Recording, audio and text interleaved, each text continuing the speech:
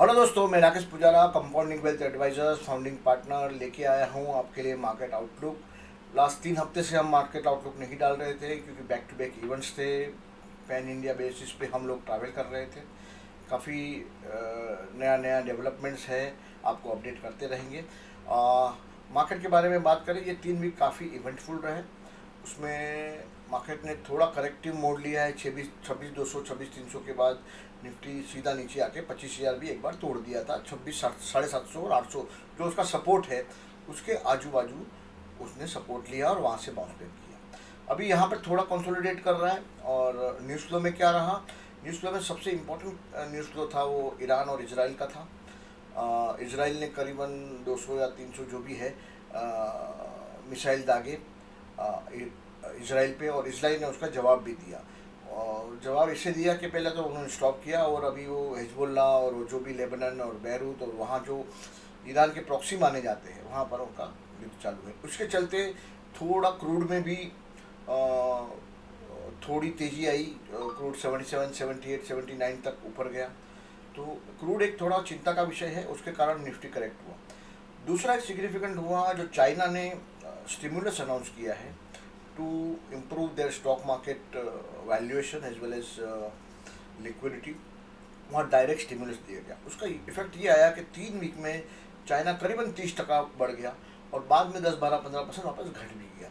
तो काफ़ी कुछ पैसा यहाँ एफआई ने बेचा और वहाँ ट्रांसफ़र हुआ चाइना में। तो sell India China buy China trade भी रहा, वो भी थोड़ा अभी रिसीड होता दिख रहा है।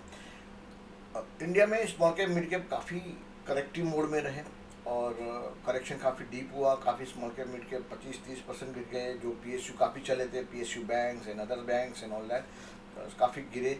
पर्टिकुलरली इंडेक्स हेवी वेट्स में काफ़ी बैंकिंग सेक्टर में बिकवाली रही, जहाँ एचडीएफसी बैंक एफआई का जो फेवरेट था इतने सालों, क्योंकि जब भी एफआई बेचता है तो उनके पास जो होल्डिंग है वही बेचेगा। तो एचडीएफसी बैंक को काफ़ी खामियाजा भुगतना पड़ा।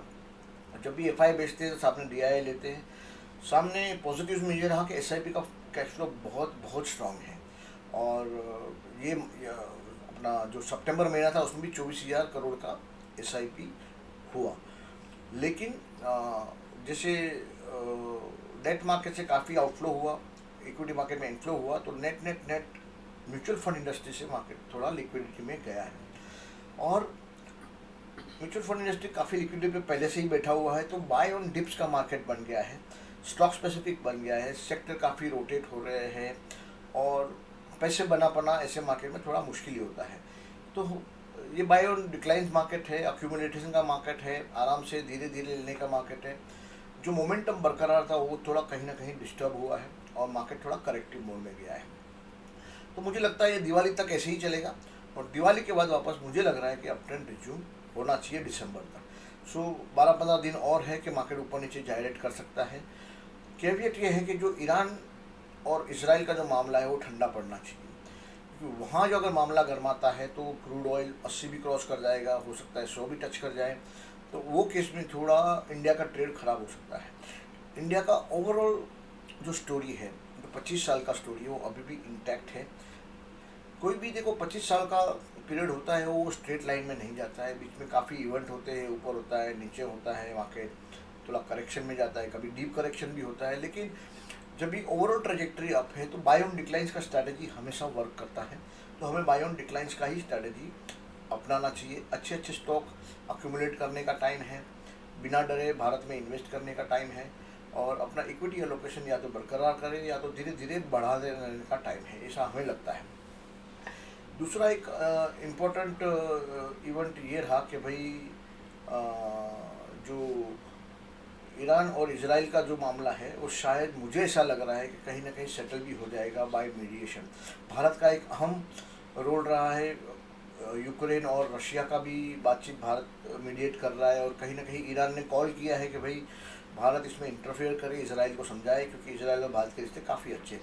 तो भारत का रोल जो है धीरे धीरे अहम होता जा रहा है इंटरनेशनल जियोपॉलिटिक्स में, और सेंटर स्टेज लेने जा रहे हैं भारत और भारत के लीडर्स। तो उसके चलते एक दुनिया ने भरोसा जताया है भारत पे, और इक्विटी मार्केट में भी काफ़ी भरोसा जताया। अभी अर्निंग सीजन चालू हुआ है, पहले टीसीएस का रिजल्ट आया, बहुत म्यूटेड रिजल्ट था, तो अर्निंग सीजन भी देखना जरूरी है, क्योंकि मार्केट जो है is a slave to earnings. तो अर्निंग्स जैसे अगर सॉलिड आता है ये सीजन तो मार्केट वापस ऊपर जाएगा, और अगर समझो म्यूटेड आता है तो कहीं ना कहीं कंसोलिडेशन में जाएगा। तो कुछ कुछ सेक्टर जो अच्छे मुझे लग रहा है करेक्ट हुए, जैसे पीएसयू बैंक, तो वहाँ मुझे लग रहा है फ्रेश बाइंग इमर्ज हो सकता है। होगा ऐसा नहीं बोल रहा हूँ, हो सकता है। तो अपने को एक we have to keep a keen eyes on what is happening and we have to live each and every day. अगर मीनवाइल कोई सीज फायर का या ऐसा कुछ भी डेवलपमेंट होता है तो market can take sudden upturn.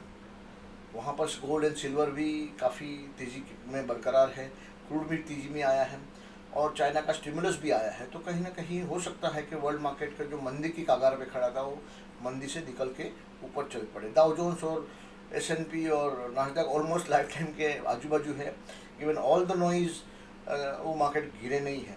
तो कहीं ना कहीं इंडिया थोड़ा प्रीमियम मार्केट था, तो वहाँ प्रॉफिट बुकिंग आया, वो काफ़ी नॉर्मल है, तो उसमें कोई डरने जैसा कुछ लग नहीं रहा है।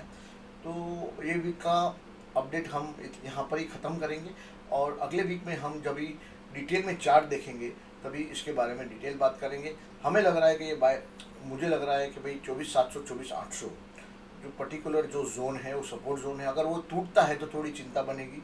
वहाँ तक मुझे कोई दिक्कत नहीं लग रहा है। बैंकिंग इंडेक्स भी अपने सपोर्ट पे है, तो यहाँ से हो सकता है वो भी बाउंस बैक करे। और अगर कहीं ना कहीं मीडिएशन का बात सक्सेसफुल हो गया, जो इंडिया कर रहा है रशिया के साथ, यूक्रेन के साथ, ईरान के साथ, इजराइल के साथ, अगर वो सक्सेसफुल होता है तो मार्केट सडनली रैली कर सकता है। बीच में नवंबर में जो इसके इलेक्शन भी है, तो उसके आजू बाजू भी वॉलेटिलिटी बढ़ सकता है। और ऑप्शन मार्केट में भी काफ़ी हलचल मची हुई है, काफ़ी स्पाइक्स अभी भी आ रहे हैं, कभी मार्केट एकदम शांत होता है, कभी स्पाइक्स होता है। नवंबर 20 के बाद काफ़ी 0 डेज टू एक्सपायरी जो है वो कम होने वाली है। जो अभी हर दिन एक्सपायरी होता है वो शायद अभी 2 ही दिन रहेगा, तो इसके चलते एफएनओ का वॉल्यूम भी इम्पैक्ट होगा।